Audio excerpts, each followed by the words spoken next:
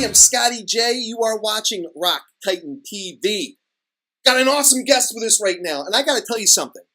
If you guys are into Godsmack or Shinedown, man, you are gonna love this band that I've got coming up right now. Below 7. They just came out with a brand new album, Crashing Down. We're gonna be talking all about it. These guys are the pride of Bristow, Virginia. Below 7. What's going on, guys? Howdy. Oh, man. So, you guys are now signed to Pavement Entertainment, and I had a chance to speak with your representatives not too long ago. Crashing Down just came out a couple weeks ago. How are you finally feeling about that? Good. Awesome. Good response.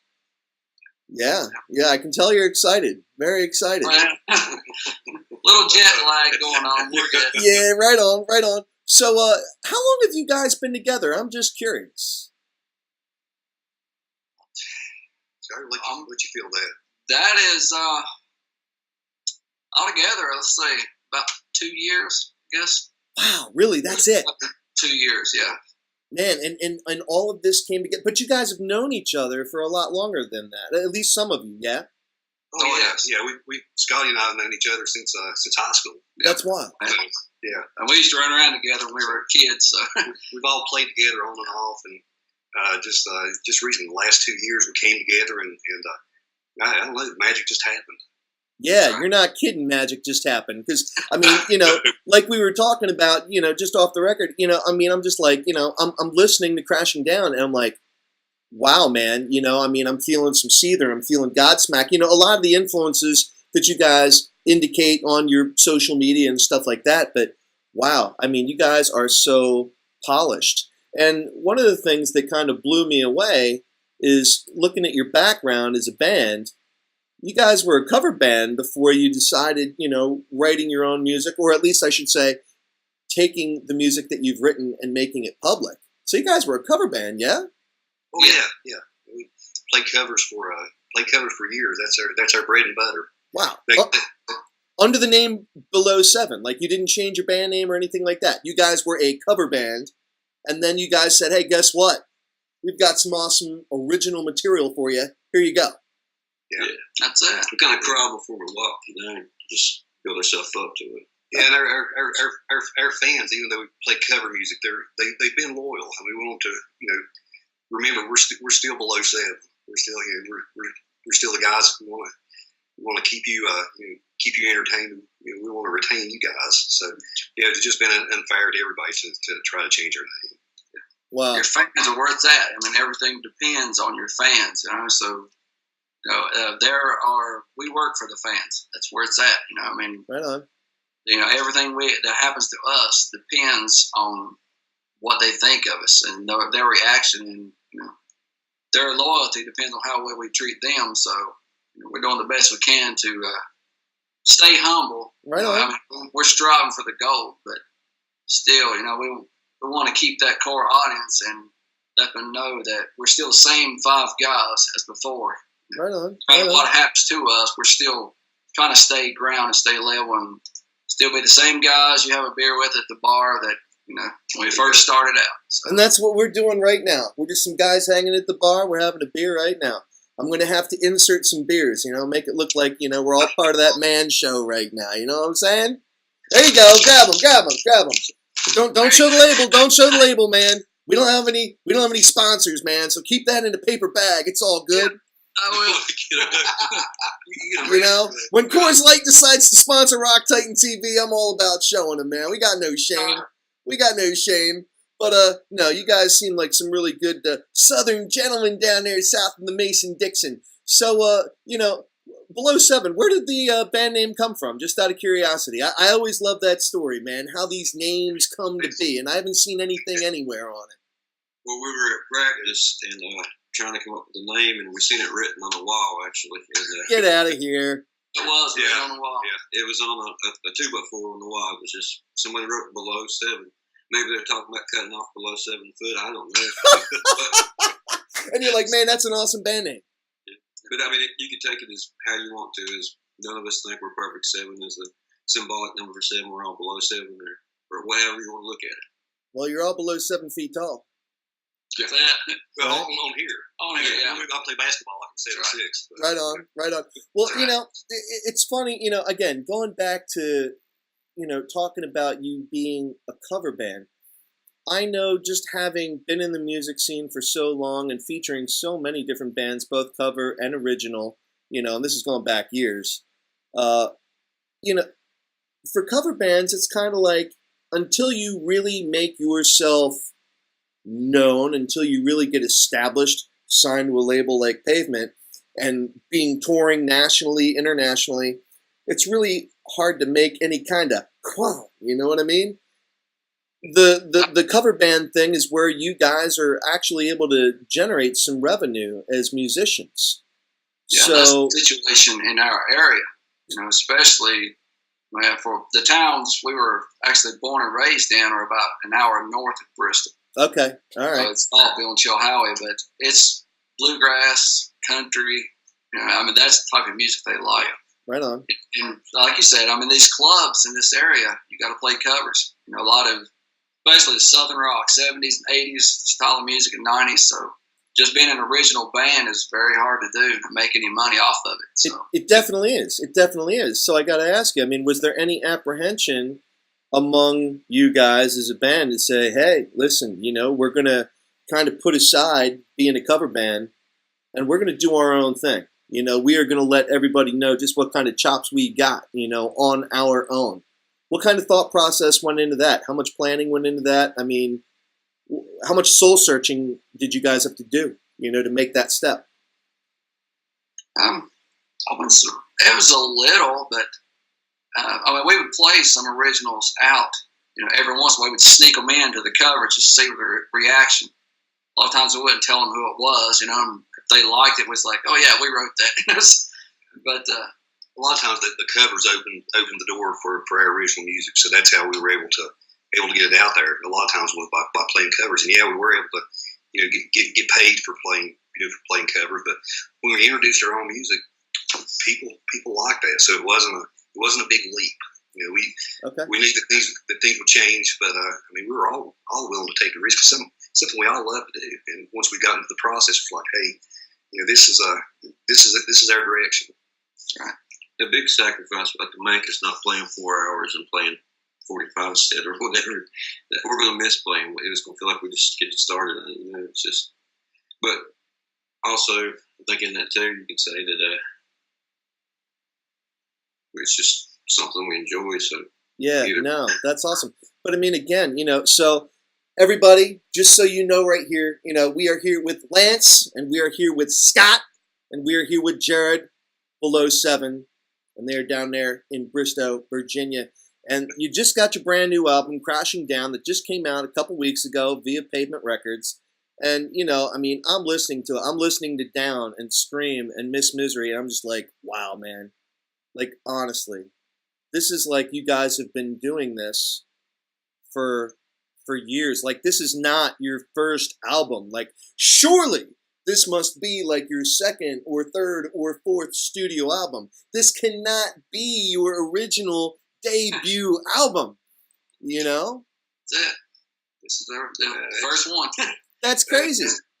That is much appreciated. Thank you. Yes, it Well, is. I'm serious now. Who does the principal songwriting amongst all you guys? We all do. Yeah, we all do. Yeah. Really? Okay. Yeah.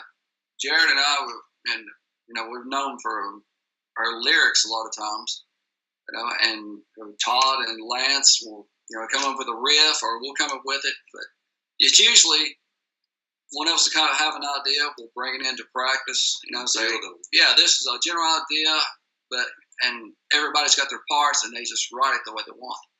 Right. Nothing is actually just, there's a general structure, verses and chorus and that sort of nature, but everyone gets their piece of the pie and make it what they want. So everything is changed around, and there's no limitations. It's not like, well, it goes exactly like this, no changes. It's it's like a big ball of clay. You get it on the table, all five of us grab a piece and start molding it. We put it all together. Right on, man. It usually happens quite fast a lot of times. So right on. Just talking about Scream, that came together in one practice. I came in, had the riff and part of the chorus. And I'm there, started playing it.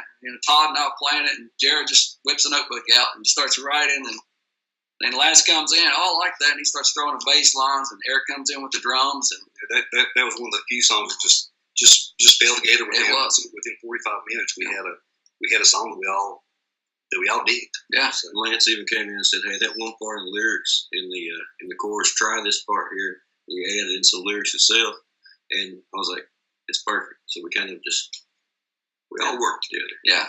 Very cool. Very cool. Guys putting their stamp on it, so it's just that's what makes it fun. That's awesome.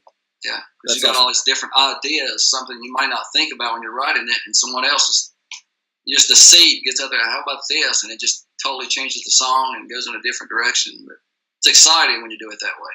Very cool. Now, how long ago did you guys start writing, the songs for Crashing Down? When did this actually start?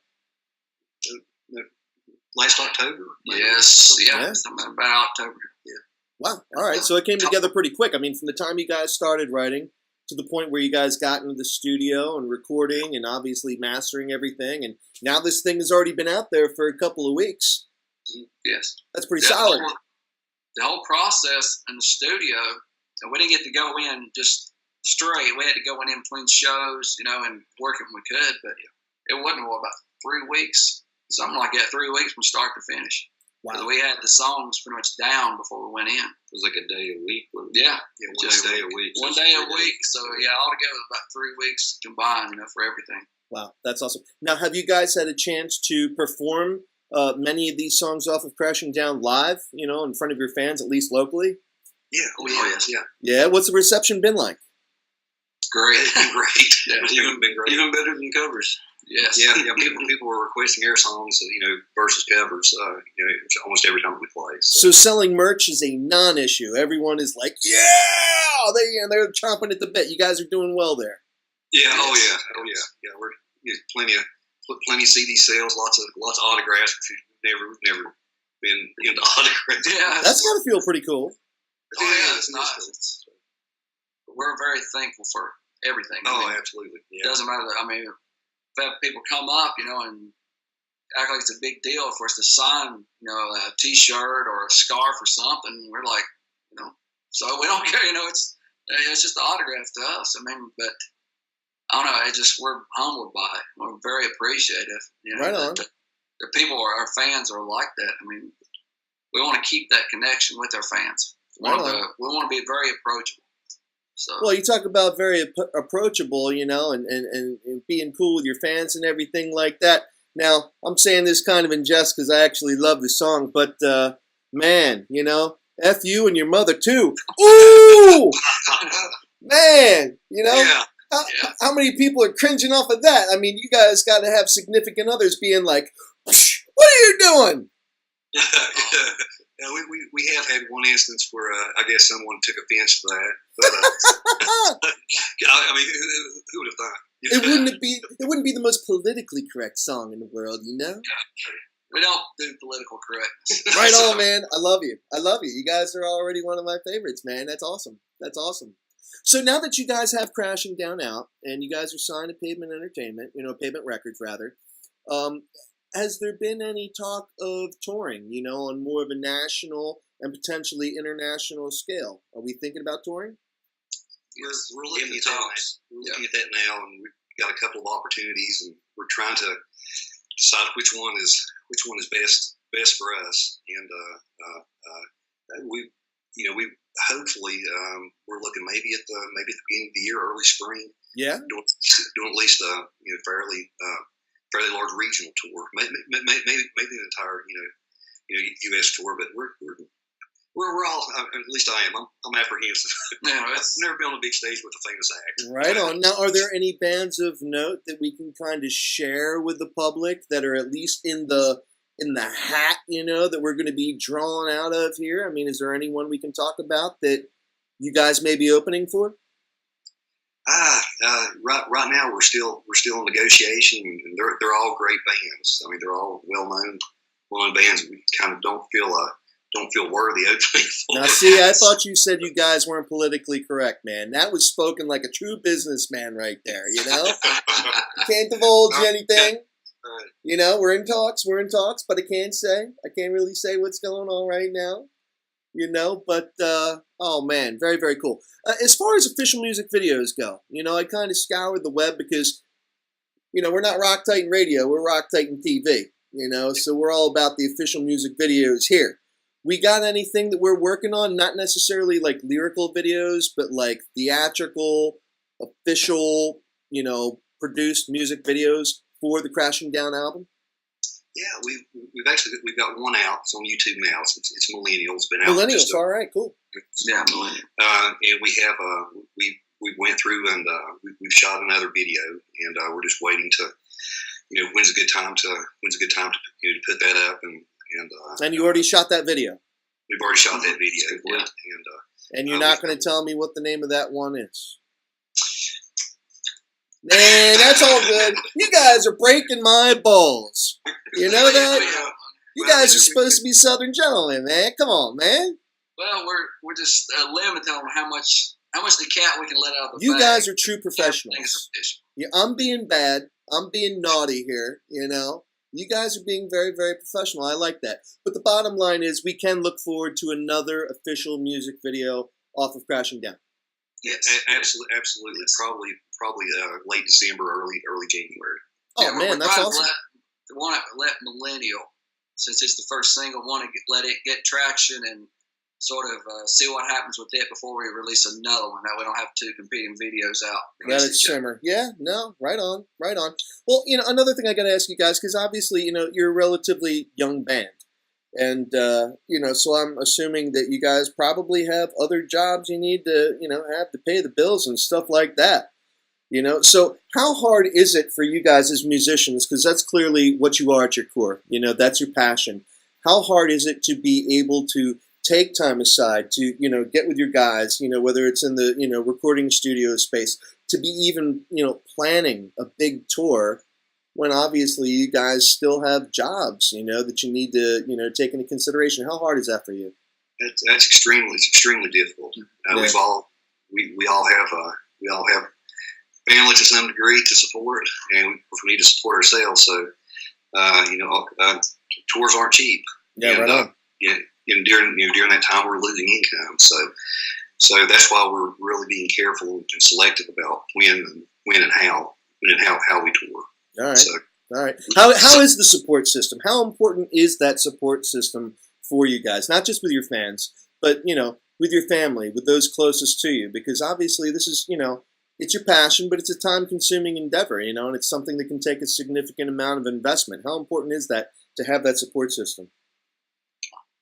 Very. Yeah, incredibly supportive. Without that support, we wouldn't be able to do what we do, and to take time away from our, you know, spouses and kids and so forth, and for them to understand we're doing this, you know, because it's something that we enjoy. It's not that we don't want to be with you. Yeah, right. It's just we enjoy doing this, you know, so much, you know, and you know, we want to, you know, give as much time with them as we do with each other, and certainly don't want that to ever become a conflict.